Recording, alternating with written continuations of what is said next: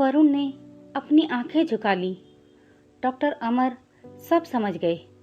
बोले, कल हम सभी भाभी से मिलने गांव चलेंगे। दूसरे दिन सभी लोग गांव के घर में पहुंचे। देखा कि विमला देवी तो बहुत बीमार हैं और वो पलंग पर असहाय पड़ी हैं। डॉक्टर अमर दौड़कर विमला देवी के पास गए। उनके पैर छूकर रुआंसा हो गए। विमला देवी की ये हालत उनकी कल्पना से परे थी। उन्हें यह देखकर उनकी आंखों के सामने वो ममतामयी, सुंदर, सुशील भाभी के दृश्य घूम गए जिसमें उनकी इन्हीं भाभी ने उन्हें माँ से कम प्यार नहीं दिया। कितनी लगन से सास ससुर की सेवा करती थी और आज वो खुद किस हाल में हैं। वाह बेटा वरुण, तूने तो नाम रोशन कर दिया।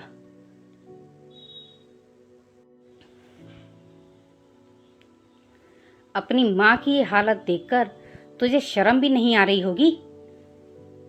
डॉक्टर अमर ने वरुण को डांटते हुए कहा, नहीं देवर जी, वरुण का कोई दोष नहीं है, मैं खुद गांव आई थी। सरस्वती ने अपने बेटे का बचाव किया। मुझे सब पता चल गया भाभी, आप चुप रहो। क्यों बहू, तुम्हें अपनी सास की कुरूपता पसंद नहीं है? समाज में तुम्हें नीचा देखना पड़ता है ना? डॉक्टर अमर ने आंचल की ओर व्यंग से देखा। आंचल निरुत्तर होकर वरुण को देखने लगी। आज तुम जिस सामाजिक स्तर पर हो वो इन्हीं के संघर्षों की देन है। और बेटा वरुण, तुम्हें शायद मालूम ना हो कि बचपन में जब तुम खेलते में छत से नीचे गिरे थे तो तुम्हें बचाने में नीचे चूल्हे के लिए कट रही नुकीली लकड़ियों पर तुम्हारी माँ गिरी, जिससे उनकी एक आंख में नुकीली लकड़ी घुस गई। तब तुम्हारी इस कुरूप माँ ने अपनी एक आंख खोकर तुम्हारी जान बचाई थी।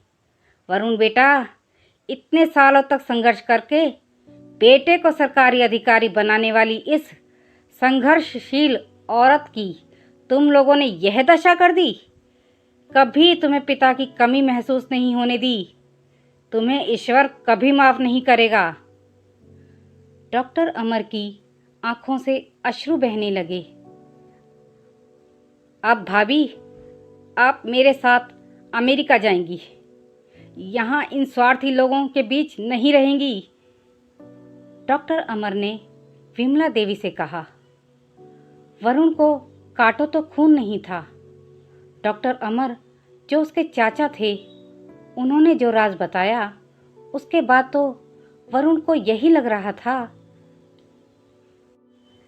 कि उससे ज़्यादा पापी इंसान इस दुनिया में कोई और है ही नहीं। वह दौड़ कर गया और माँ के कदमों से लिपट गया। माँ, मेरा अपराध क्षमा योग्य नहीं है। मैं जानबूझकर चुप्पी साधे रहा, आपका अपमान करवाता रहा।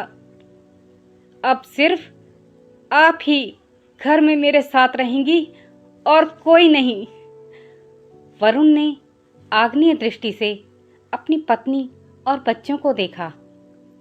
आंचल को भी बहुत पश्चाताप हो रहा था उनके महान त्याग को सुनकर।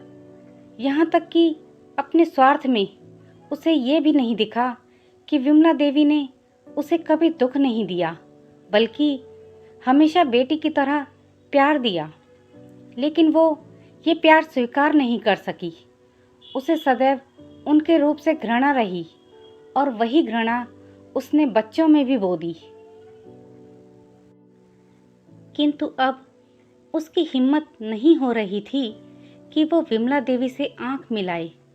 किंतु पश्चाताप का आवेग इतना तीव्र था कि आंचल ने रोते हुए विमला देवी के पैर पकड़ लिए और यह देखकर बच्चे भी दादी के पैर पकड़कर अपने व्यवहार के लिए माफ़ी मांगने लगे।